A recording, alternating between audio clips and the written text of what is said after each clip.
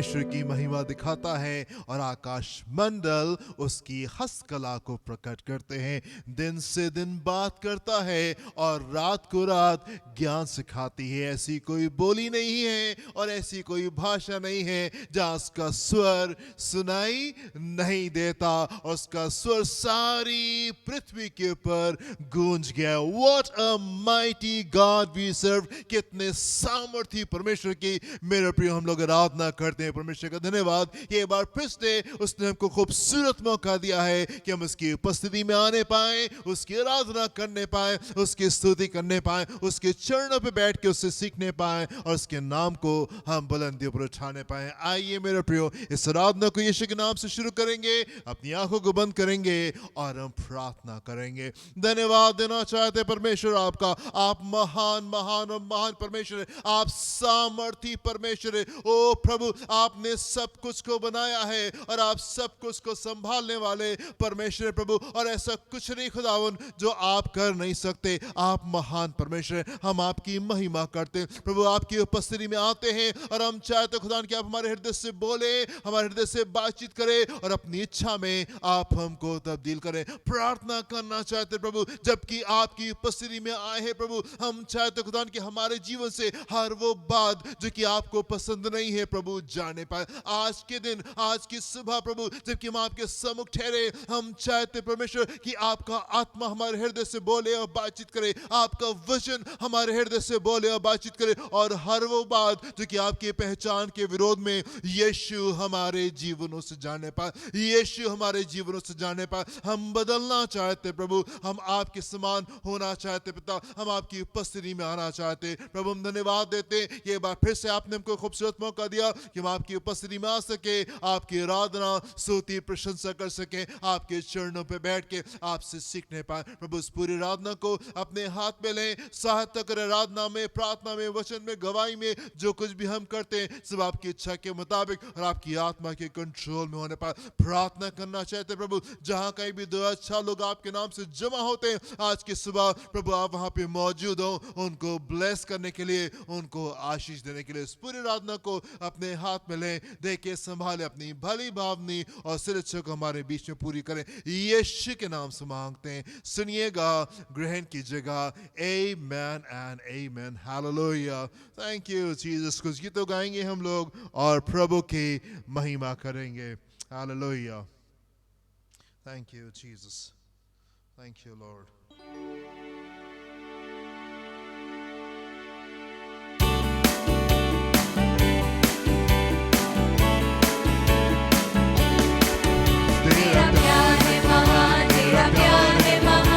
जो पहले मुर्दा था तूने डाली मुझ में जान, तेरा प्यार है महान, तेरा प्यार है महान। मैं जो पहले मुर्दा था तूने डाली मुझ में जान, क्यों ना बोलो फिर मैं तेरी जय जयकार, ना बोलो फिर मैं तेरी जय जयकार, जय जयकार, जय जयकार। तूने मेरे लिए क्या कुछ ना किया, जय जयकार, जय जयकार। तूने मेरे लिए क्या कुछ ना किया।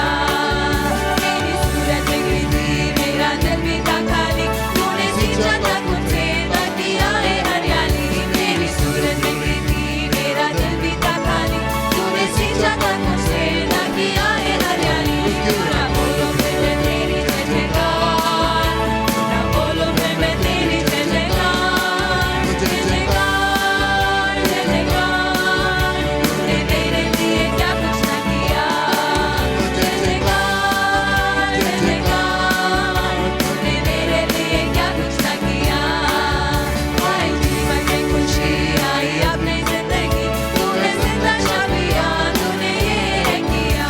आई जीवन में खुशी आई अपनी जिंदगी, तूने जिंदा शाबिया, तूने ये किया। क्यों ना बोलो फिर मैं तेरी जय जयकार, क्यों ना बोलो फिर मैं तेरी जय जयकार, जय जयकार, जय जयकार। तूने मेरे लिए क्या कुछ ना किया, जय जयकार, जय जयकार। तूने मेरे लिए क्या कुछ ना किया। अपनी रूह से भर दिया, अपनी शक्ति मुझको दी, ताकि तूने गवाही तेरे जीवन की। अपनी रूह से भर दिया, अपनी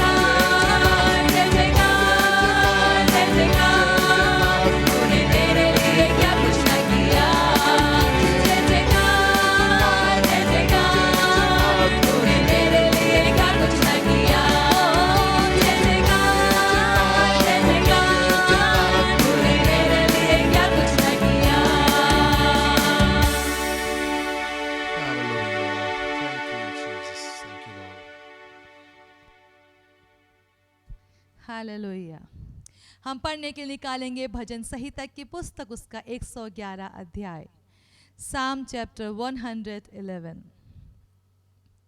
यहाँ की स्तुति करो, मैं सीधे लोगों की गोष्ठी में और मंडली में भी संपूर्ण मन से यहोवा का धन्यवाद करूँगा। यहोवा के काम बड़े हैं, जितने उनसे प्रसन्न रहते हैं वे उन पर ध्यान लगाते हैं। उसके काम वैभवशाली और ऐश्वर्यमय होते हैं और उसका धर्म सदा तक बना रहेगा। उसने अपने आश्चर्य कर्मों का स्मरण कराया है। यहोवा अनुग्रहकारी और दयावंत है। उसने अपने डरवैयों को आहार दिया है। वो अपनी वाचा को सदा तक स्मरण रखेगा। उसने अपनी प्रजा को जाति जाति का भाग देने के लिए अपने कामों का प्रताप दिखाया है। सच्चाई और न्याय उसके हाथों के काम हैं।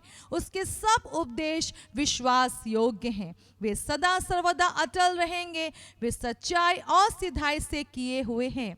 उसने अपनी प्रजा का उद्धार किया है। उसने अपनी वाचा को सदा के लिए ठहराया है। उसका नाम पवित्र और भय योग्य है। बुद्धि का मूल यहोवा का भय है। जितने उसकी आज्ञाओं को मानते हैं उनकी बुद्धि अच्छी होती है।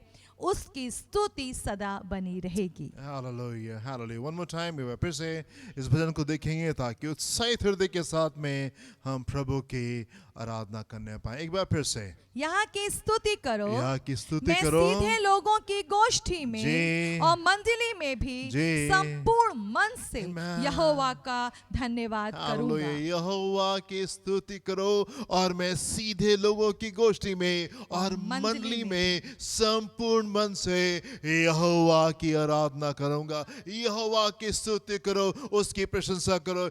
परमेश्वर के लोगों के हृदय में ये बात रहती है कि प्रभु की स्तुति होने पाए, प्रभु की प्रशंसा होने पाए, उसका नाम ऊंचाई पर उठाया जाए। यदि आप प्रभु के जन हैं तो मेरे प्रियो मैं आपसे कहना चाहता हूं, आप सिर्फ आराधना करने वाले जन नहीं होंगे, पर आप ये भी चाहेंगे कि प्रभु की आराधना होने पाए। और सीधे लोगों की गोष्ठी में और मंडली में प्रभु के लोगों के साथ में, अच्छे भले पवित्र लोगों के साथ में मैं जमा होऊंगा और मैं आराधना करूंगा और संपूर्ण हृदय से मैं आराधना करूंगा। सिर्फ मेरे होठ आराधना नहीं करेंगे, पर मैं संपूर्ण हृदय से प्रभु की आराधना करूंगा और उसको धन्यवाद करूंगा। जी, यहोवा के काम बड़े हैं, यहोवा के काम बड़े हैं, बड़े हैं, जितने उनसे प्रसन्न रहते जी। हैं वे उन पर ध्यान लगाते हैं। यहोवा के कार्य बड़े कार्य, ना छोटे काम नहीं है, छोटे से काम नहीं है कि अच्छा हाँ ठीक है कोई बात नहीं। ऐसे काम है मेरे प्रियो कि वो आपको हैरान करेंगे। ऐसे काम है जो कि आपको अचंभित करेंगे। ऐसे काम है जो कि 10 साल के बाद भी आप पीछे मुड़ के देखेंगे तो आप उससे आशीषित होने पाएंगे। ऐसे काम है कि जब कभी कोई सुनेगा तो कहेगा क्या क्या सच में परमेश्वर ने इस प्रकार का काम तुम्हारे लिए किया। परमेश्वर के काम बड़े काम है मेरे प्रियो, और होने पाए आपका जीवन छुआ जाए और आपके जीवन में भी वो बड़े काम निकल के आने पाए। यदि आपने परमेश्वर को आज तक के इस बड़े कामों में अनुभव नहीं किया मेरे प्रियो, आप आगे बढ़ें और प्रभु की सामर्थ को आप अपने जीवन में अनुभव करें कि वो बड़े काम करने वाला परमेश्वर, और जितने उससे प्रसन्न रहते हैं वे उन पर ध्यान लगाते हैं। ध्यान लगाते हैं। ऐसा नहीं कि हो गया ठीक है हम भूल गए, हम आगे बढ़ गए। मेरे प्रिय, हम ध्यान करते हैं उन चीजों के पर जो प्रभु ने हमारे जीवन में किए। हमारा मन उन बातों की ओर लगा रहता है। जी, उसके काम वैभवशाली, उसके काम वैभवशाली और ऐश्वर्यमय होते हैं, और उसका धर्म सदा तक बना रहेगा। सदा तक बना रहेगा। उसने अपने आश्चर्य कर्मों का स्मरण जी। कराया है। उसने अपने आश्चर्य कर्मों का स्मरण कराया है। यहोवा अनुग्रहकारी जी। और दयावंत है। यहोवा अनुग्रहकारी और दयावंत है। उसने अपने आश्चर्य कर्मों का स्मरण करा। उसने दिखाया है हमको कि वो कैसे आश्चर्य कर्मों को करने वाला परमेश्वर है, और हमको याद भी दिलाता रहता है इसकी कैसे बड़े काम उसने और लोगों के जीवन में और कैसे बड़े काम उसने हमारे जीवन में किए हैं। हालेलुया। जी, उसने अपने डरवैयों को आहार दिया है। उसने अपने अपने डरवैयों को जे आहार दिया उसने है। अपने डरवैयों को आहार दिया है। यस, परमेश्वर यूं तो पूरी पृथ्वी के परमेश्वर है और पूरी पृथ्वी को वो आहार देते हैं, उनके लिए प्रोवाइड करते हैं, पर अपने लोगों को खास तौर से ध्यान देता है, अपने लोगों के ऊपर खास तौर से ध्यान देता है। वैसे में लिखा हुआ है कि शेर तो कई बार भूखे भी रह जाते हैं, पर परमेश्वर के डरवैयों को किसी बात की घटी नहीं होती। यस, परमेश्वर शेरों को भी प्रोवाइड करता है, बट देयर आर टाइम्स, ऐसे मोमेंट्स आते हैं, ऐसे पल आते हैं जब लोगों को, संसार के लोगों को अपने जीवन में कमी और घटी महसूस होती है, पर परमेश्वर के डरवैयों को किसी भली वस्तु की घटी महसूस होने नहीं जा रही है। जी, वो अपनी वाचा को अपनी वाचा को सदा तक स्मरण सदा रखेगा। तक स्मरण रखेगा। मेरे प्रिय परमेश्वर वो परमेश्वर नहीं है, उसमें लिखा है परमेश्वर मनुष्य नहीं है कि वायदा करके भूल जाए। ऐसा नहीं हो सकता कि जो कुछ उसने कहा है वो उसको भूल जाए। वो अपनी वाचा को स्मरण रखने वाला परमेश्वर है और उसको पूरा करने में सामर्थ्य और सक्षम परमेश्वर है। जी, उसने अपनी प्रजा को जी। जाति जाति का भाग देने के लिए जी। अपने कामों का प्रताप दिखाया है। Amen. सच्चाई और न्याय सच्चाई और न्याय, उसके हाथों के काम हैं। सच्चाई और न्याय उसके उसके हाथों का काम है। काम है। फिर जब आप उसके साथ में चलेंगे, आप क्या अनुभव करने जा रहे हैं? परमेश्वर के सच्चाई को और परमेश्वर के न्याय को आप अपने जीवन में महसूस करने जा रहे हैं। जब आप उसके साथ में चले, एक पिक्चर को अपने दिमाग में, एक तस्वीर को अपने दिमाग में आप बना के चले, सोच के साथ में आप परमेश्वर के साथ में चले कि सच्चाई और न्याय, परमेश्वर की सच्चाई और परमेश्वर का न्याय हमारे जीवन का हिस्सा होने पाएगा। जी, उसके सब उपदेश उसके सब उपदेश विश्वास योग्य हैं। विश्वास योग्य वे हैं, सदा सर्वदा जी। अटल रहेंगे। सदा सर्वदा अटल रहेंगे, वे सच्चाई जी। और सिधाई से किए वे हुए हैं। सदा सर्वदा अटल। अटल रहेंगे। आकाश और पृथ्वी तो टल जाएगा मेरे प्रियो, लेकिन परमेश्वर का वचन कभी नहीं टलेगा। आकाश और पृथ्वी तो टल जाएंगे, जिन बातों पे आप विश्वास करते वो सब टल जाएंगे मेरे प्रियो, पर मैं आपसे कहना चाहता हूं परमेश्वर का वचन सदा तक अटल रहने जा रहा है, सदा तक अटल रहने जा रहा है। आप एक श्योर फाउंडेशन के ऊपर आप खड़े हो, आप एक मजबूत नींव के ऊपर खड़े होने वाले जन होने पाए मेरे प्रियो। परमेश्वर के ऊपर भरोसा करें, उसके वचन के ऊपर भरोसा करें जो हमेशा टिका रहेगा। जी, उसने अपनी प्रजा का उद्धार किया है। हालेलुया। उसने अपनी अपनी प्रजा का उद्धार किया है। Amen. Yes, वो अपनी प्रजा को बचा लेता है, वो अपने हाथ को बढ़ा करके अपनी प्रजा को बचा लेता है। ऐसा नहीं है कि उसका हाथ कहीं से छोटा हो गया है कि वो हमको बचा ना सके, और ऐसा नहीं कि उसके कान इतने बहरे हैं कि वो सुन ना सके। पर मेरे प्रियो, परमेश्वर अपनी प्रजा का उद्धार करने वाले परमेश्वर, परमेश्वर अपनी प्रजा का उद्धार करने वाले परमेश्वर। हो सकता है समय लगे, हो सकता है टाइम लगे, पर मेरे प्रियो परमेश्वर पहुंच जाएंगे और वो अपने समय से हमारा उद्धार करेंगे। जी, उसने अपनी वाचा को अपनी वाचा को सदा के लिए ठहराया सदा के लिए है। ठहराया है। उसका नाम पवित्र उसका नाम पवित्र और भय योग्य और है। भय योग्य। उसका नाम पवित्र, परमेश्वर इस नाम से जाना जाएगा, परमेश्वर इन कार्यों से जाना जाएगा कि वो पवित्र परमेश्वर है और वो भय योग्य परमेश्वर है। परमेश्वर पवित्र परमेश्वर है और भय योग्य परमेश्वर। मेरे प्रियो, एक बात जो संसार के लोगों को इस समय जान लेनी है और पहचान लेनी है कि परमेश्वर पवित्र परमेश्वर है और भय योग्य परमेश्वर। आप उसको हवा में नहीं उड़ा सकते, आप उसको ठट्टों में नहीं उड़ा सकते मेरे प्रियो। वो पवित्र परमेश्वर है और वो भय योग्य परमेश्वर है। जी, बुद्धि का मूल बुद्धि का मूल यहोवा का भय है। यहोवा का भय है। जितने उसकी आज्ञाओं को जी। मानते हैं उनकी बुद्धि उनकी अच्छी बुद्धि होती है। अच्छी होती है। उसकी स्तुति सदा बनी रहेगी। उसकी स्तुति सदा बनी। जितने लोग उसकी आज्ञाओं को मानते हैं उनकी बुद्धि अच्छी होती चली जाती है। आप परमेश्वर के वचन को पढ़ेंगे, आज्ञाओं को मानेंगे, आपकी बुद्धि और अच्छी होती चली जाएगी और उसकी स्तुति सदा बनी रहती है। उसकी स्तुति सदा बनी रहती है। हालेलुया। हमारा परमेश्वर महान और सामर्थी परमेश्वर है। हम आराधना में जाएंगे, इस समय दिल की गहराई से हम प्रभु की आराधना करेंगे। आप जहां कहीं भी हैं, यदि आप सुन रहे हैं, मैं चाहता हूं कि आप सुनने वाले जन ना हो, पर आप हमको ज्वाइन करें और आइए हम परमेश्वर की आराधना करें। आइए हम परमेश्वर की आराधना करें। हालेलुया। Hallelujah, hallelujah. बहुत खूबसूरत समय परमेश्वर ने हमें दिया है। आइए प्रियो उसकी आराधना करें और उसकी स्तुति करें। हालेलुया, यीशु महान है। धन्यवाद हो प्रभु। हालेलुया, यीशु।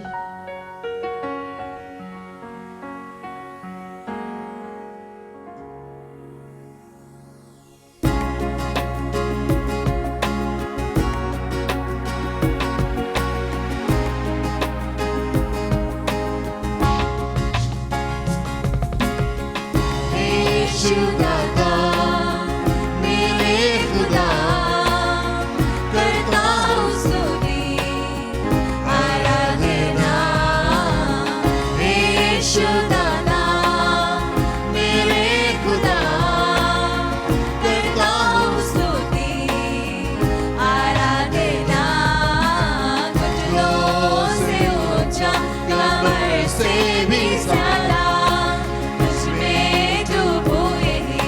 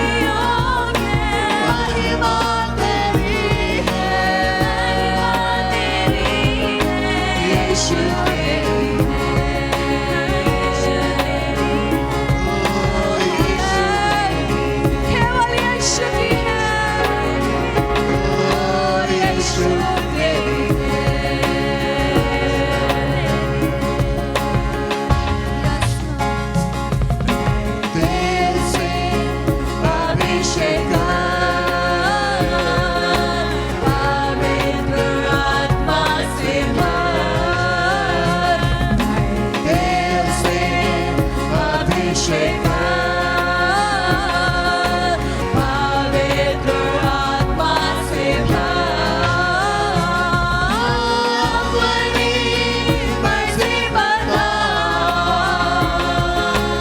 अपनी राहें सिखा, अपनी मर्जी बता, अपने तरीके से हम चले, अपनी राहें सिखा,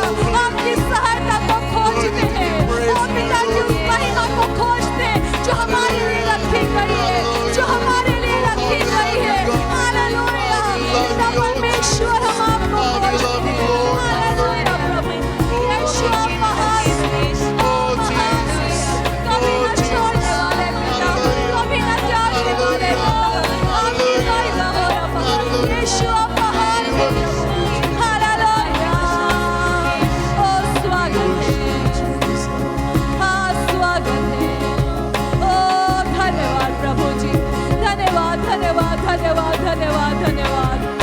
यस लॉर्ड, इससे भला और क्या है कि आपके छाए हुए स्थान में हम रहे। इससे भला और क्या है हमारे लिए कि हम परम प्रधान के छाए हुए स्थान में रहे, उस पवित्र आत्मा के परों के नीचे रहे जो हमारे रहने की जगह है, और जहाँ हमारा ठिकाना है, जहाँ हमारी आजादी है, जहाँ हमारे लिए उपाय है, जहाँ हमारे लिए शांति है, जहाँ हमारे लिए बदलाव है। हालेलुया। ओ, हम आपके परों के नीचे आते हैं। हाँ प्रभु, मेरे पवित्र आत्मा हमें परमेश्वर की और निकटता में ले चले। हम अपने पिता को और पर्सनली जानना चाहते हैं। हमारी सहायता करें ताकि हम उन बातों को मनन कर सके, देख सके, समझ सके जो स्पेशली पिता ने हमारे लिए रखी है। पवित्र आत्मा हमारी मदद करे। वचन में लिखा जब आएंगे तो हमें सब सत्य को मार्ग ठीक ठीक बताएंगे। ओ, हम इसीलिए वेट करते हैं। हम सब मिलके आपके सम्मुख ठहरते हैं और हम चाहते हैं अपने परमेश्वर पिता से भरने की हमारी मदद करें। पवित्र आत्मा और पिता को पर्सनली जानने में हमारी सहायता करें, मदद करें। अपने प्रिय लोगों के साथ में मिलकर हम चाहते हैं पिता कि हमें पवित्र आत्मा को वो अभिषेक दे जो हमें आजाद करता है इस बात के लिए कि हम आपकी महिमा के गवाह हो जाएं, हम आपके नाम के गवाह हो जाएं, हम पिता परमेश्वर के बेटा बेटी हो जाएं। पवित्र आत्मा हमारी सहायता करें। प्रत्येक जन की जो हमारे साथ में इस समय मिलकर आराधना कर रहा है, प्रभु जबकि आप उनके बीच में हैं, जबकि आप उनके बीच में हैं, हम चाहते वो आपके स्पर्श को प्राप्त करने पाए, उस छुटकारे को प्राप्त करने पाए जो आपकी उपस्थिति से हमें मिलता है।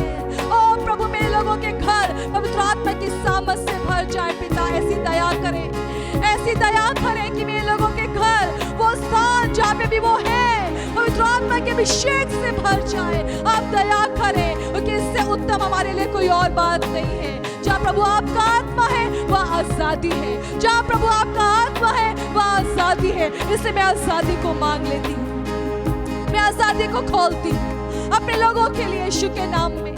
और प्रभु चाहते बंधन टूटने पाए, यीशु के नाम में बंधन टूटने पाए, यीशु के नाम में आजादी आने पाए, हम पाप से आजाद होने पाए, पूरी तरीके से गुलामी से आजाद होने पाए यीशु के नाम के द्वारा, हमारे स्वभाव बदलने पाए यीशु के नाम के द्वारा। पवित्र आत्मा आप सहायता करें। हालेलुया। यीशु यीशु यीशु यीशु आपको महिमा मिले। इससे पवित्र आत्मा हमारी मदद करे कि हम यीशु को 100% महिमा दे सके। मदद करें, हम आपके हैं और आपके सम्मुख ठहरते हैं, हम आपके सम्मुख ठहरते हैं और पूरा कब्जा कर ले, पूरा कब्जा कर ले हमारे जीवनों पे, हमारे परिवारों पे। ओ पूरा अधिकार ले ले, पूरा अधिकार। यस लॉर्ड, पूरा अधिकार। इस प्रार्थना को हम यीशु के नाम में मांगते हैं। आमीन आमीन आमीन। Hallelujah hallelujah hallelujah. प्रिय परमेश्वर का वचन बहुत स्पष्ट रूप से बात करता है, जो उसकी बाट जोते हैं वे नया बल प्राप्त करते हैं। जो उसकी बाट जोते हैं, जो वेट करते हैं, जो ठहरते हैं, जो केवल पिता को खोजते हैं, जो पवित्र आत्मा के दखल को खोजते हैं। जहाँ प्रभु का आत्मा है प्रियो, वहीं आजादी है।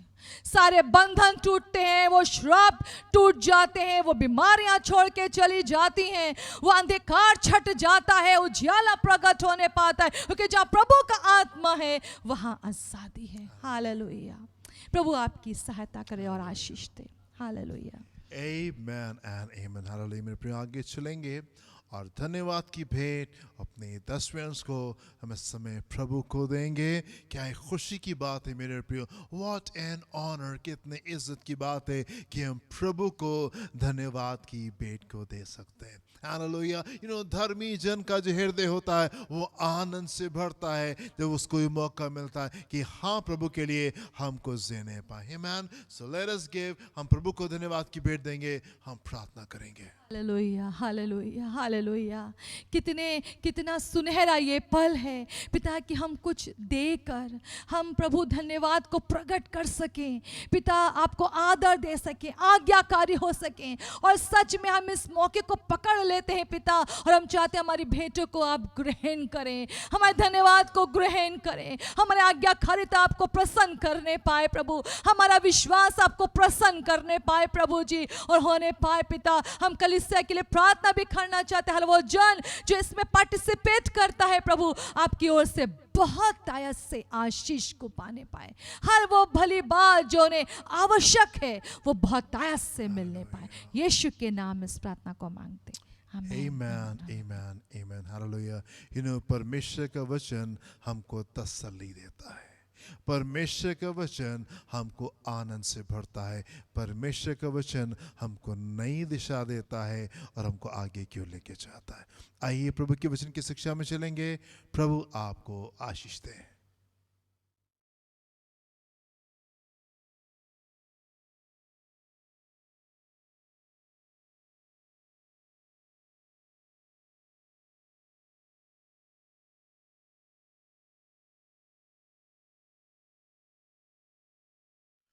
व्यवस्था विवरण उसका 9वां अध्याय उसके पहले पद से तीसरे पद को हम लोग देखेंगे। डिटरोनॉमी चैप्टर 9 वर्सेस 1, 2 and 3।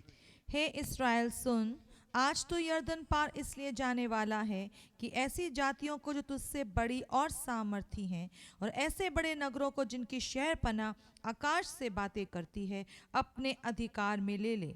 उनमें बड़े बड़े और लंबे लंबे लोग अर्थात अनाक वंशी रहते हैं, जिनका हाल तू जानता है, और उनके विषय में तूने ये सुना है कि अनाक वंशियों के सामने कौन ठहर सकता है।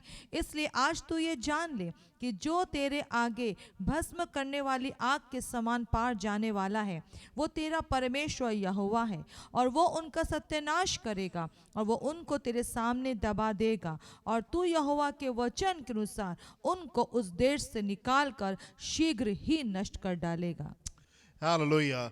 टीवी के ऊपर अभी 2-3 दिन पहले एक बड़ी अच्छी सी खबर थी, और यूँ तो इन दिनों हम लोग जानते हैं कि बहुत ही ख़राब सी खबरें जो हैं वो टीवी के ऊपर रहती हैं, पर एक बड़ी अच्छी खबर जो 2-3 दिन पहले थी, और वो ये थी कि मध्य प्रदेश का एक जन जो है जिनकी उम्र 104 साल की है, और उनको कोविड हो गया था, और कोविड को वो हरा करके अब वो बिल्कुल ठीक हैं, 104 साल के ये जन हैं। और जब मैंने इस न्यूज़ को सुना तो मेरी पहली प्रतिक्रिया, मेरा फर्स्ट रिएक्शन जो उसके प्रति था, और वो ये था, प्रभु अगर ये जन 104 साल तक के जीवित रह सकते हैं, सो हम ज़रूर से इसके आगे जा सकते हैं। If he can live for 104, I can live well beyond। मैं उसके आगे जा सकता हूँगा।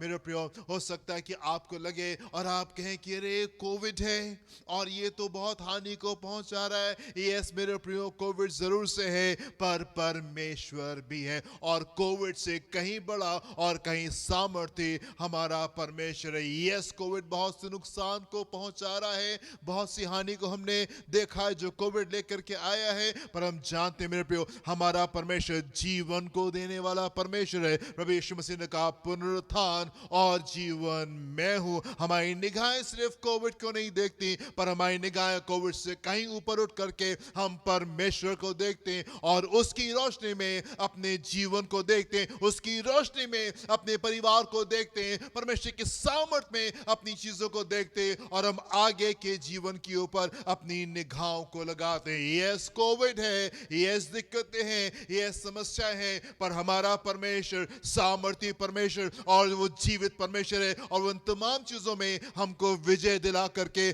आगे लेकर के चलने में सामर्थी परमेश्वर है।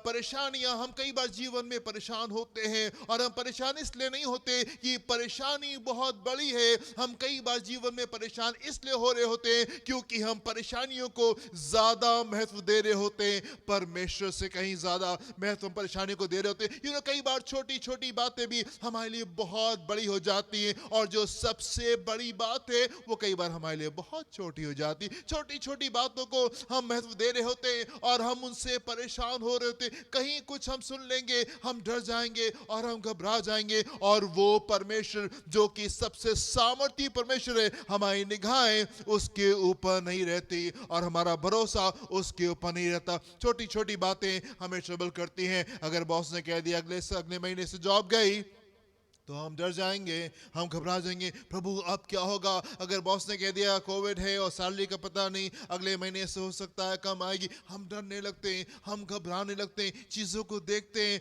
डॉक्टर की रिपोर्ट को देखेंगे, हम परेशान होने लगेंगे, अपने बैंक के स्टेटमेंट को हम देखते हैं और हम परेशान होने लगते हैं, दुश्मनों की बातों को सुनते हैं, हम परेशान होने लगते हैं, परिस्थितियों को देखते हैं, हालातों को देखते हैं, हम डरने लगते हैं और हम घबराने लगते हैं। मेरे प्रियो, मैं आपको उत्साहित करना चाहता हूं, चाहे कैसी परिस्थिति से आप क्यों नहीं गुजरे, चाहे हाल कैसे हालातों से आप क्यों नहीं गुजरे, चाहे क्या चीज आपको सामने क्यों करना नजर आए, चाहे आपका बैंक अकाउंट कुछ क्यों ना शो करे, चाहे आपका बॉस आपसे कुछ क्यों ना कहे, मैं आपसे कहना चाहता हूं, परमेश्वर की ओर देखें और उसके ऊपर विश्वास करें और होने पाए कि जबकि हम बाकी तमाम चीजों को इज्जत देते, हम परमेश्वर को अपने जीवन में सबसे ज्यादा इज्जत देने पाए और उसको ऊंचे के स्थान के ऊपर रखने पाए। तमाम चीजों से कहीं ज्यादा प्राथमिकता हम परमेश्वर को देने पाए। यस, हम डॉक्टर के रिपोर्ट को हम वैल्यू करते हैं, पर होने पाए कि हम परमेश्वर को उससे ज्यादा वैल्यू करने पाए। अपने बैंक के स्टेटमेंट को बहुत वैल्यू करते,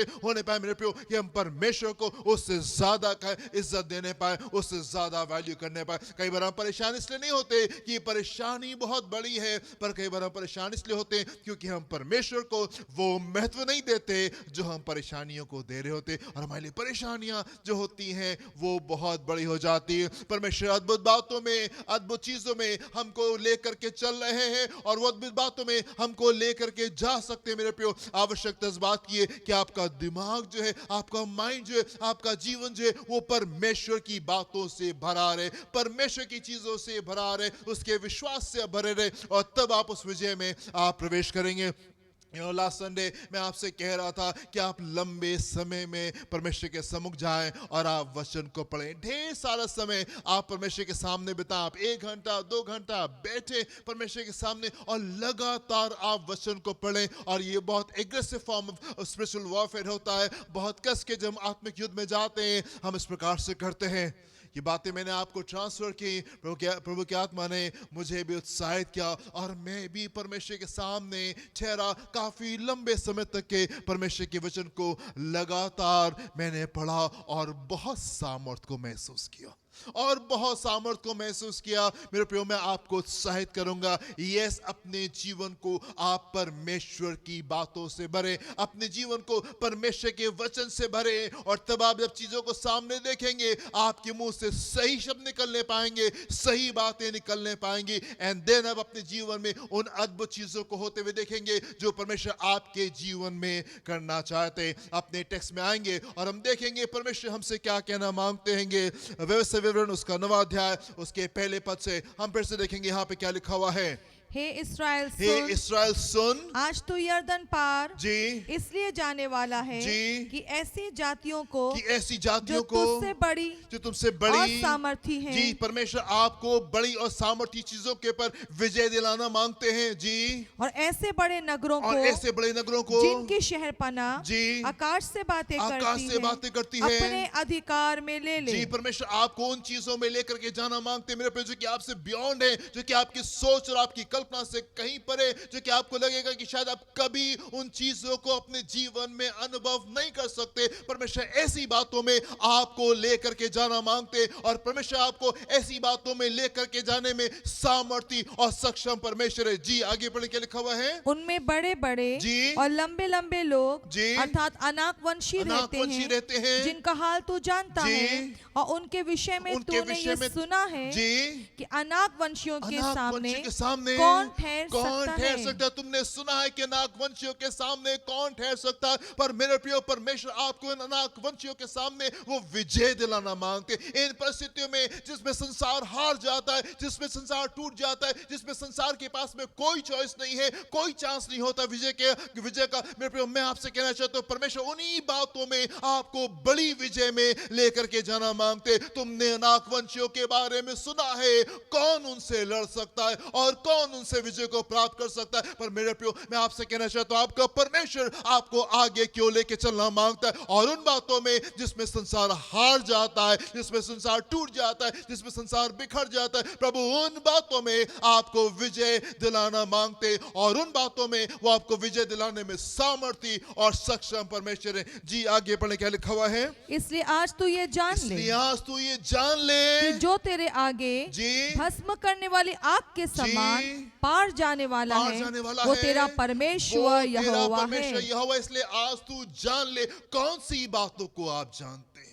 कौन सी बातों के ऊपर आप मनन करें, कौन सी बातें आपके दिमाग में चलती हैं, किन चीजों के ऊपर आप मनन करते हैं। क्या संसार और उसकी परेशानी आपके लिए बहुत बड़ी है, या परमेश्वर बहुत बड़ा है? क्या कोविड बहुत बड़ा है, या आपका परमेश्वर बहुत बड़ा है? किन चीजों को आपने जाना है, किन चीजों को आपने समझा है, किन बातों के ऊपर आप मनन करें, किस तरफ आप देख रहे हैं? मेरे प्रियो, परमेश्वर के वचन में जाएं और देखें परमेश्वर का वचन आपके विषय में क्या कहता है। परमेश्वर क्या कहना चाहता है आपसे? परमेश्वर आपसे कहना चाहते हैं, वो आपको बड़ी बातों में लेके जाना मांगता है, वो बड़ी चीजों में लेके जाना मांगता है, जिन चीजों की कल्पना लोग नहीं कर सकते, जिन चीजों की सोच लोग नहीं कर सकते। परमेश्वर उन चीजों में आपको लेकर के जाना मांगते, जिन चीजों में संसार हार जाता है, प्रभु वो विजय आपको दिलाने में सामर्थ्य और सक्षम परमेश्वर। आप परमेश्वर के वचन को उठाएं और शुरू से आखिर तक आप देखें और आप पाएंगे कि प्रभु ने बड़े बड़े काम लोगों के जीवन में किए। अब्राहम जब 99 साल का था और उसकी पत्नी जब 89 इयर्स की थी, स्वर्गदूत आता है और वो कहता है अगले साल तुम्हारे पास में बेटा होगा। और अब्राहम अपने आप को देखता है, सारा जो उन बातों को सुन करके वो मुस्कुराती है और वो हंसती है, और स्वर्गदूत कहता है सारा तू क्यों हंसी, सारा तू क्यों सी? क्या परमेश्वर के लिए कोई भी चीज नामुमकिन है? Is there anything too hard for the lord? तुम क्यों हंसे, तुम क्यों मुस्कुराए? क्या परमेश्वर के लिए कोई चीज कठिन है? मेरे प्रियो, मैं आपसे कहना चाहता हूं, प्रभु बड़ी बातों में आपको लेके जाना चाहते, बड़ी चीजों में आपको लेकर के जाना चाहते। सिर्फ आपकी सोच के अनुसार नहीं, सिर्फ आपकी आवश्यकता के अनुसार नहीं, आप क्या चाहते हैं आपके जीवन में, उसके अनुसार परमेश्वर आपके जीवन में कार्य करना नहीं चाहते, पर वो अपने प्लान्स के अकॉर्डिंग, अपनी योजना के तहत आपके जीवन को छूना चाहता है, और उसके अनुसार वो आपके जीवन को लेकर चलना मांगता है। दिक्कत किस बात की होती है? दिक्कत तब होती है जब आप अपने जीवन को अपने अनुसार चाहते हैं। प्रभु बस यहीं तक के, प्रभु बस यही चाहिए, प्रभु बस ये वाला काम कर दिए। नहीं, परमेश्वर आपके अनुसार आपके जीवन में कार्य नहीं करेंगे, वो अपनी इच्छा के अनुसार आपके जीवन में कार्य करेंगे। क्यों? लास्ट संडे मैं आपको बताया था मेरे प्रियो, परमेश्वर की योजना आपके लिए यह है कि एक दिन वो आपको अपने स्वर्ग में अपने बेटे की हैसियत से, अपने स्वरूप और अपनी समानता में लाके खड़ा करे, यीशु के साथ में संगी वारिस और सिंहासन पे बैठ करके राज करने वाला। इस तरीके से परमेश्वर आपको स्वर्ग में देखना चाहते। वो सिर्फ आपको नरक से बचा करके स्वर्ग में दाखिल नहीं कराना चाहता, but he has great plans for you. उसके पास में आपकी सोच और आपकी समझ और आपकी कल्पना से कहीं बियॉन्ड के प्लान्स उसके पास में आपके लिए। परमेश्वर आपको इस मार्ग से लेके क्यों जा रहे हैं? परमेश्वर आपको इस मार्ग से लेके जा रहे हैं ताकि वो आपको इन बड़ी बातों के लिए तैयार करने पाए। यदि हम इन छोटी छोटी बातों के पर विजय प्राप्त नहीं कर पाएंगे मेरे प्रियो, तो वहां पे उस बड़ी विजय को कैसे हासिल करेंगे?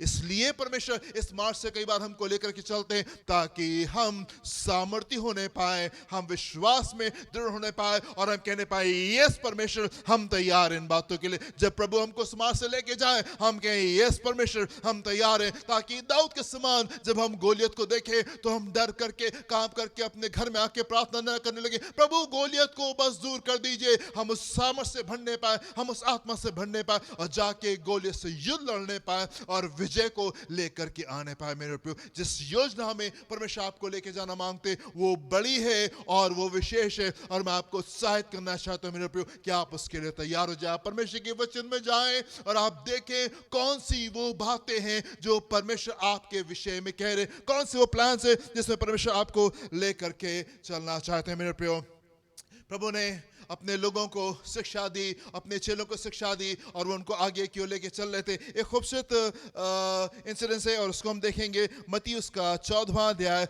उसके 22 पद से 25 पद को देखेंगे। यहाँ पे क्या लिखा हुआ है। प्रभु अपने चेलों को एक विशेष अनुभव में लेकर के जा रहे हैं यहाँ पे जी।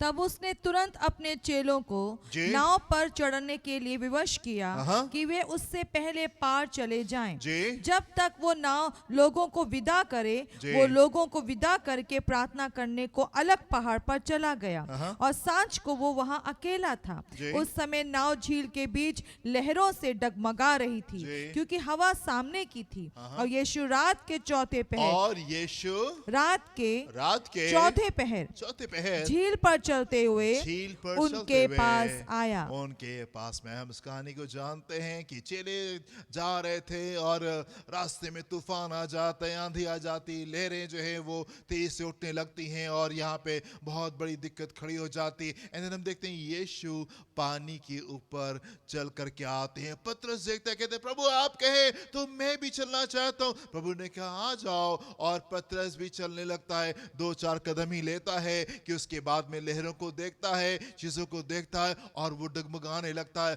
और वो डूबने लगता है। प्रभु ने हाथ बढ़ाया और उसको वहां से बचा लिया, पानी में से बाहर निकाला। उसके बाद में हम देखते हैं कि पतरस और यीशु मसीह भी नाव में आ जाते हैं और फिर नाव किनारे लग जाती है। आगे देखेंगे 28 पद से क्या लिखा हुआ है यहाँ पे।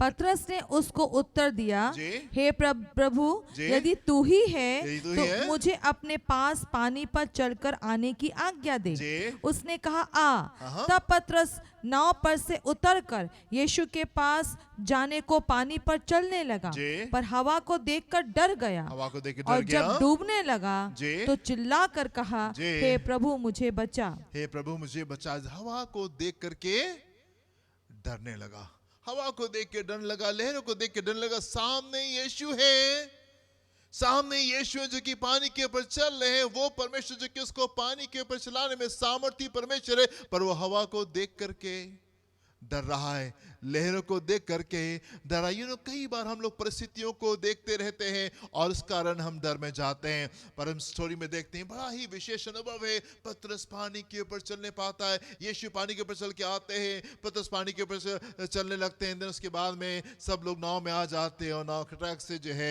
वो स्थान पे पहुंच जाती है जहां पे उनको पहुंचना चाहिए। यस, आप चाहें तो आप इस इंसिडेंस को आप सेलिब्रेट कर सकते हैं, उसका उत्सव मना सकते हैं, कह सकते हैं वाओ ये कितना विशेष अनुभव था जो प्रभु ने अपने चेलों को दिया। पर मेरे प्रियो, अगर आप इसको यीशु की निगाह से देखें, अगर आप इस चीज को, अगर आप इस कहानी को यीशु के नजरिए से देखें, तो आप ये पाएंगे कि ये बहुत ही दुर्भाग्यपूर्ण कहानी है। यहाँ पे ना परमेश्वर प्रभु यीशु मसीह पानी के ऊपर चल के इसलिए नहीं आए थे कि उनके 12 चेले में से सिर्फ एक चेला ही 2-4 कदम को चलने पाए और उसके बाद में यीशु को नाव में बैठ करके किनारे तक के जाना पड़े।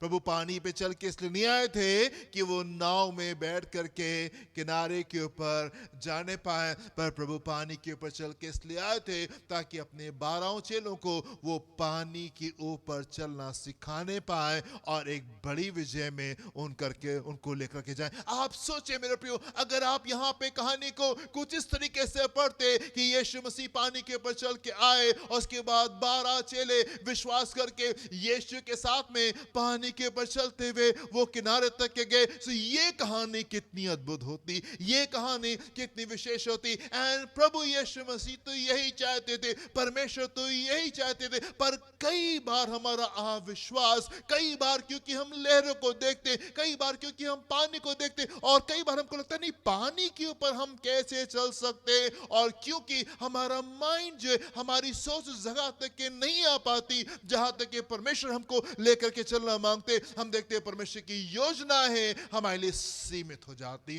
वो अनुभव जिसमें परमेश्वर हमको लेकर के जाना मांगते वो छोटे हो जाते, वो सीमित हो जाते और हम उन बातों को अपने जीवन में अनुभव ही नहीं कर पाते जो परमेश्वर हमको एक्सपीरियंसेस देना चाहते हैं। वो एक्सपीरियंसेस, वो अनुभव, वो चमत्कार, वो आशीषें, वो स्तर, वो सामर्थ्य जो परमेश्वर हमको कई बार देना मांगते, कई बार हम उसको प्राप्त ही नहीं कर पाते क्योंकि हम सोच को सीमित रखते हैं। परमेश्वर का वचन हमारे जीवन में जड़ को नहीं पकड़ता और हम परिस्थितियों को ही देखते रहते हैं, हम आंधी को ही देखते रहते हैं, हम लहरों को ही देखते रहते हैं और हमें लगता है पानी पर कैसे चल सकते हैं, ये तो शायद मुमकिन नहीं है, ये तो नहीं हो सकता। मेरे प्रिय, कितना दुर्भाग्यपूर्ण अनुभव है। यीशु पानी के ऊपर चलते हुए आए और वो चाहते थे कि उनके चेलों को वो इस अनुभव में लेकर के जाएं, पर हम देखते हैं यीशु को नाव में आना पड़ा और नाव फिर किनारे तक के जाती हैगी। परमेश्वर आपको विशेष बातों में लेकर के जाना मांगते हैं। मेरे प्रियो, क्या आप तैयार हो उन बातों के लिए? सुनो ऐसा, आज तुम यरदन को पार करके तुम उन नगरों में जा रहे हो, उन लोगों के बीच में जा रहे हो जो तुमसे कहीं बड़े और तुमसे कहीं सामर्थ्य, और तुम उन नगरों को अपने वश में करने जा रहे हो जिनकी दीवारें जो है वो आसमान तक के छूती है, अनाकवंशी वहां रहते और तुमने उनके विषय में सुन रखा है कौन उनसे युद्ध को लड़ सकता है। पर मैं तुम्हारा परमेश्वर तुम्हारे आगे आगे चलूंगा, भस्म करने वाली आग, मैं तुम्हारे आगे आगे चलूंगा और मैं तुमको उस विजय में लेकर के जाऊंगा। मुझे थामे रहो, मुझे पकड़े रहो। मेरे प्रिय, बहुत जरूरी है हम परमेश्वर को पकड़े, परमेश्वर को थामे, अपनी सोच को हम बदले, अपने अपने विचारों को हम बदले, परमेश्वर के साथ में हम ट्यून करने पाए और हम आगे जाने पाए। ढेर सारे स्थानों पे हम देखते हैं प्रभु यीशु मसीह ने भीड़ को हटा दिया, सिर्फ अपने चेलों को लेके गए। ढेर सारी जगह पे हम देखते हैं कि प्रभु यीशु मसीह अपने सारे चेलों में से बस 2-3 चेलों को ही लेकर के गए। जब रूपांतर हुआ तब यीशु मसीह अपने साथ में सिर्फ अपने 3 चेलों को लेके गए, बाकी 9 को लेके नहीं गए। क्यों लेके नहीं गए? क्योंकि वो तैयार नहीं थे उन अनुभव के लिए जो प्रभु उनको दिलाना चाहते थे। जो तैयार थे उन्होंने उस अनुभव को प्राप्त किया, पर जो तैयार नहीं थे उस अनुभव को प्राप्त नहीं करने पाए। मेरे प्रिय, मैं आपसे कहना चाहता हूं परमेश्वर के पास में आपके लिए बड़ी योजनाएं हैं, बड़ी चीजें हैं जिसमें वो हमको लेकर के जाना मांगता है। एक दिन हम उसके पुत्र के समान, उसके सिरों पर उसकी समानता में उसके सामने खड़े होंगे, यीशु के साथ में संगी वारिस और सिंहासन पे बैठ के हमको राज करना है। परमेश्वर बड़े प्लान्स के साथ में आपके पास में, बड़ी योजनाओं के साथ में आपके पास में, जो कि आपकी सोच और आपकी कल्पना से कहीं बियॉन्ड है। क्या आप तैयार हैं? क्या आप तैयार हैं उन बातों के लिए? मेरे प्रिय, हम लोग ने डेली डिवोशन में इस बात की स्टडी को लिया था कि जब मिस्र से इस्राएल निकलता है और कनान तक जाता है, ये सफर तो सिर्फ 11 दिन का था।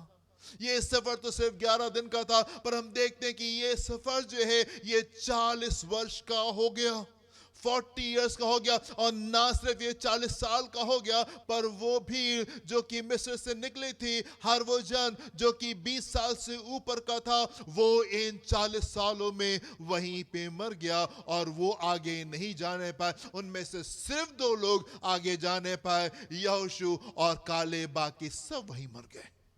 How unfortunate! परमेश्वर तो चाहते थे कि 11 दिन में ही उनको वो विजय दे दे, परमेश्वर तो चाहते थे कि 11 दिन में ही उनको वो आशीष दे दे, वो चमत्कार दे दे, पर लोग तैयार नहीं थे, लोग तैयार नहीं थे। आप मेरे साथ में देखें गिनती उसका 14वां अध्याय, उसके पहले पद से 4थे पद को देखेंगे। यहाँ पे क्या लिखा हुआ है? Numbers chapter 14 verses 1 to 4।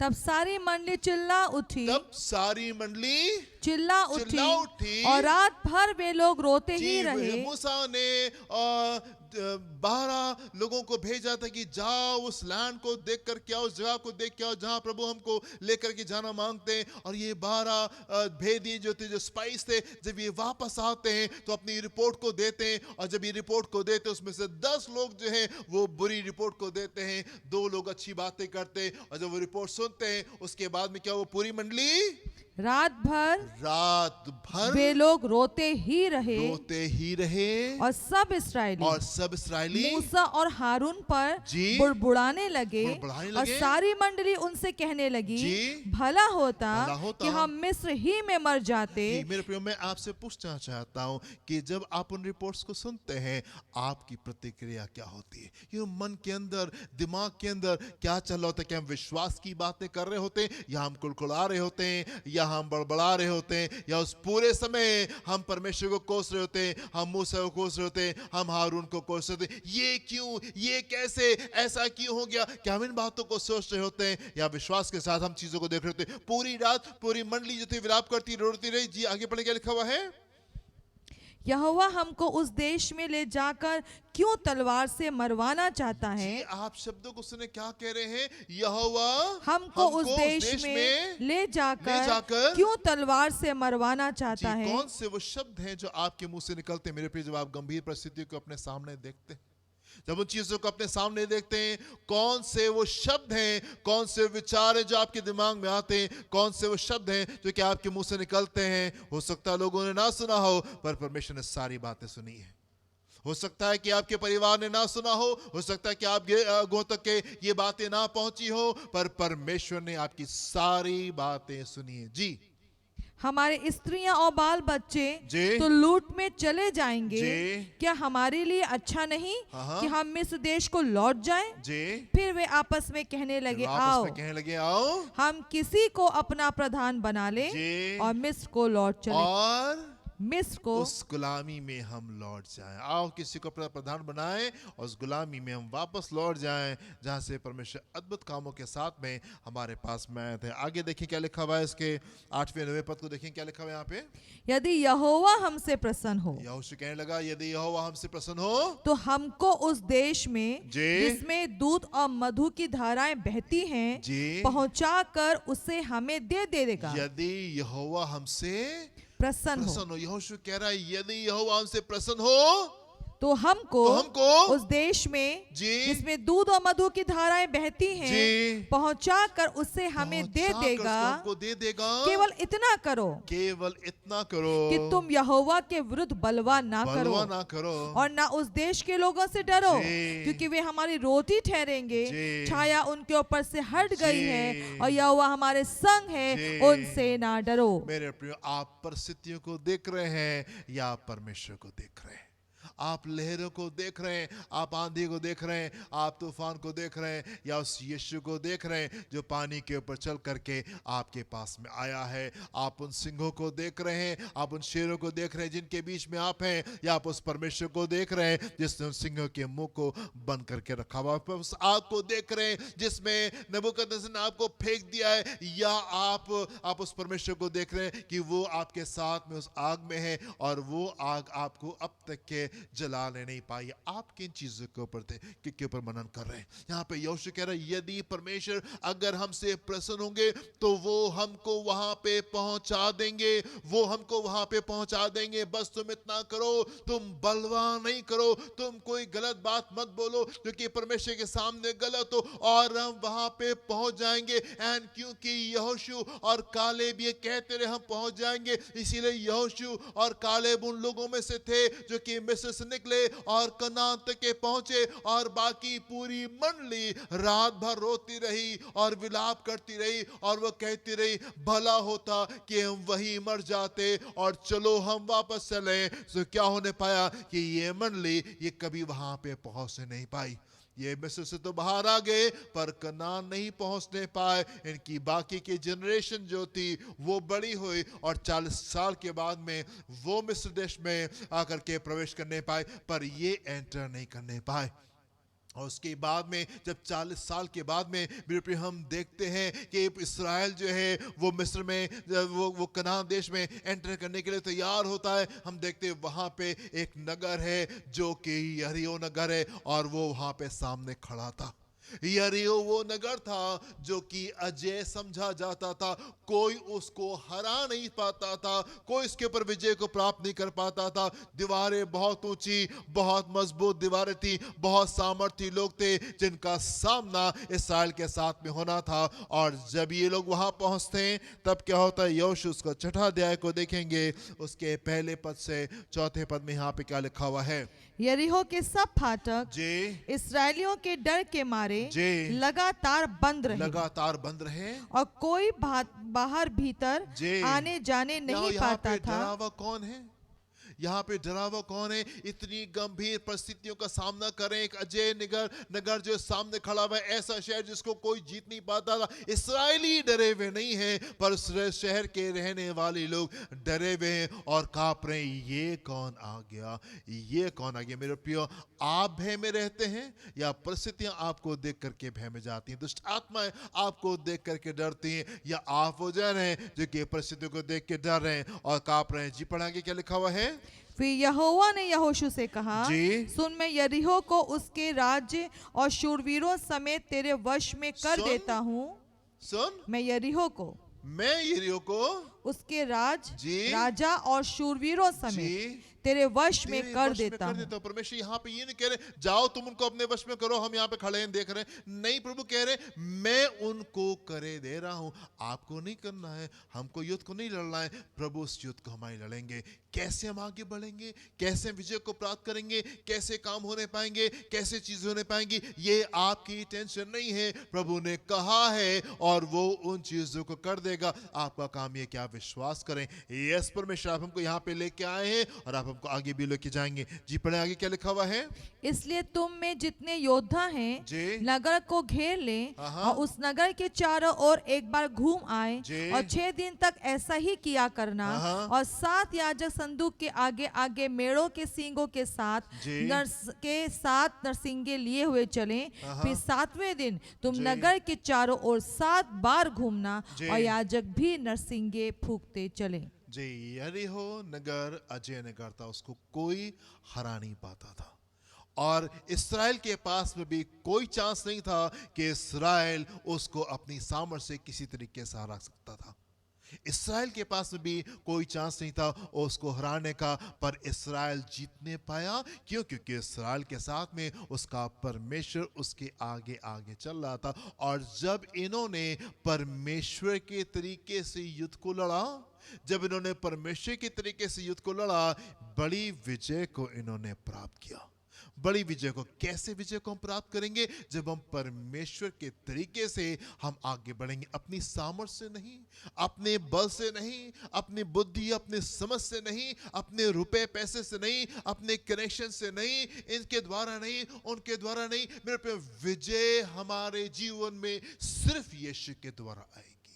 विजय हमारे जीवन में सिर्फ अभी यीशु मसीह के द्वारा, परमेश्वर के द्वारा आएगी। जब हम उसके ऊपर विश्वास करेंगे, यस परमेश्वर आप कर सकते हैं। जब परमेश्वर का वचन हमारे जीवन में जड़ को पकड़ेगा, आप परिस्थितियों को सही तरीके से देखेंगे। और जब आप उन चीजों को सही तरीके से देखेंगे, परमेश्वर की योजना में चल करके, परमेश्वर के तरीके से, पूरी आज्ञाकारिता में, पूरे समर्पण के साथ में जब आप आगे बढ़ेंगे, विजय आपके जीवन का हिस्सा होने पाएगी।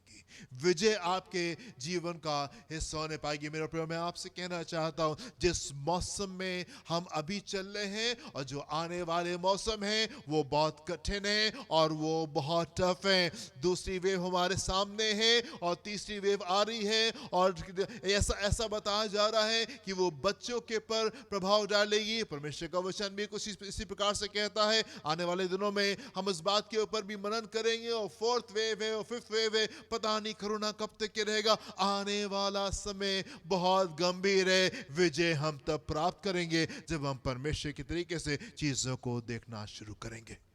आप किन चीजों को देख रहे हैं, आप किन बातों के ऊपर मनन करें। मेरे प्रिय, मैं आपको सैर करना चाहता हूं। प्रभु हमको बड़ी चीजों में लेके जा रहे हैं, बड़ी बातों में लेके जा रहे हैं। सिर्फ यहीं पे विजय नहीं, पर परमेश्वर हमको स्वर्ग के लिए तैयार कर रहे हैं और विशेष बातों के लिए, और उसके बियॉन्ड की बातों को, उसकी आगे की बातों के लिए वो हमको तैयार करें। मैं आपको उत्साहित करना चाहता हूं, अपने जीवन को परमेश्वर की बातों से भरे, परमेश्वर की चीजों से भरे। मेरे प्रिय, जब मैंने उस न्यूज को सुना, पहली प्रतिक्रिया मेरी ये थी, प्रभु अगर ये जान 104 साल तक के जीवित रह सकता है, मैं इससे ज्यादा रह सकता हूं, मैं इसके आगे तक के जा सकता हूं। और प्रभु अगर आपने आने में देरी की, वैसे तो हम इंतजार कर रहे हैं और हमको लगता है प्रभु कि आप बहुत जल्द आने वाले हैं, पर यदि आपने इंतजार किया, प्रभु मैं तब तक के जीवित रहना चाहता हूं जब तक कि आप बादलों पर ना आ जाएं हमको लेकर के जाने के लिए। और तब तक के मैं सेवा करना चाहता हूं और मैं प्रार्थना में ठहरना चाहता हूं। प्रभु मैं चाहता हूं कि यस मैं वहां तक के जाने पाऊं, अपनी सामर्थ्य से नहीं, अपनी बल से नहीं, पर हम जानते हैं परमेश्वर सामर्थ्य है उन कार्य को करने में। मेरे प्रिय, मैं आपको उत्साहित करना चाहता हूँ, परमेश्वर के वचन में जाएं और उन बातों के ऊपर मनन करें। प्रभु आपको इस रास्ते से लेके जा रहे हैं ताकि वो आपको बड़ी चीज़ों के लिए तैयार करें। बहुत ज़रूरी है मेरे प्रियो कि अपने माइंड को हम फोकस करें और परमेश्वर की तरीके से अपने आप को ट्यून करें। कहीं ऐसा ना हो मेरे प्रियो कि हम भी यीशु के चेलों की तरीके से हम नाव में बैठे रह जाएं और यीशु को जब पानी के ऊपर चलता हुआ देखें हम कहे प्रभु हमसे नहीं होगा, आप ही नाव में आ जाइए, और हम लोग किनारे चले जाएंगे, हम पानी के ऊपर नहीं चल सकते। ऐसा ना हो मेरे प्रियो, पर होने पाए कि जब प्रभु पानी के ऊपर चल के आए हम भी कहें यस परमेश्वर, हम आपके ऊपर विश्वास करने के लिए तैयार हैं, हम आपके ऊपर विश्वास करने के लिए तैयार हैं। जब प्रभु कहे यस आगे बढ़ो और मैं शहर तुमको दे रहा हूं, मैं ये कनान देश तुमको दे रहा हूं, हम आगे बढ़ने पाए, हम परिस्थितियों को देख करके, हालातों को देख करके हम विलाप ना करने पाए और परमेश्वर के सामने कुड़कुड़ाने नहीं पाए, बड़बड़ाने नहीं पाए, प्रभु आप हमको यहाँ पे क्यों लेके आए। हम विश्वास करें यस परमेश्वर, आप इन परिस्थितियों में हमको विजय दे सकते, आप इन हालातों में हमको विजय दे सकते हैं। जरूर है मेरे प्रियो कि जिन हालातों से होकर हम गुजरे, जिस समय से होकर हम गुजरे वो टफ है, वो कठिन है, पर मेरे प्रियो मैं आपसे कहना चाहता हूं आपकी निगाहें यीशु के ऊपर रहने पाए और ये सफर बहुत आनंद का होने जा रहा है और बड़ी विजय का होने जा रहा है। हम बहुत आराम से इस सफर को प्राप्त कर लेंगे और परमेश्वर के वचन के तहत हम बेथेल पहुंचने पाएंगे और हम वहां पे बड़े आनंद को मनाने पाएंगे और प्रभु को धन्यवाद देने पाएंगे। हालेलुया। प्रभु आपको आशीष दे मेरे प्रियो, आप उत्साहित रहें, आप आनंदित रहें, प्रभु को थामे रहें और आप विजय में एंटर करने पर हम प्रार्थना करेंगे। परमेश्वर पिता, हम आपका धन्यवाद देना चाहते हैं आपके खूबसूरत वचन के लिए जो कि हमको अच्छी शिक्षा देता है। प्रभु हम वो लोग नहीं हैं जो कि अंधकार में टटोल के चल रहे हैं, पर हम वो लोग हैं जो कि आपके वचन की सच्चाई को जानते हैं। आपने तमाम बातों को हमारे ऊपर प्रकट किया है और आप हमको आगे क्यों लेके चल रहे और हम इस विजय में प्रवेश कर रहे हैं प्रभु, जो कि आप हमको दे रहे हैं। प्रभु हम चाहते हैं कि आप हमारे विश्वास को और भी ज्यादा दृढ़ करें प्रभु, और किसी भी परिस्थिति में, किसी भी हालात में हम डगमगाने नहीं पाए, हम कुड़कुड़ाने नहीं पाए, हम बड़बड़ाने नहीं पाए और हम हियाव को छोड़ने नहीं पाए। परंतु परमेश्वर हम विश्वास करने पाए हर एक चीज में कि आप जो हमारे साथ में चल रहे हैं, आप सामर्थ्य परमेश्वर है हमको जीवन देने के लिए और हमारे तमाम बातों को खूबसूरत करने के लिए। प्रभु हम आपकी योजना के लिए हम आपका धन्यवाद देते हैं जो कि आपने हमारे ठहराई है कि प्रभु आप अपने बेटे की हैसियत से प्रभु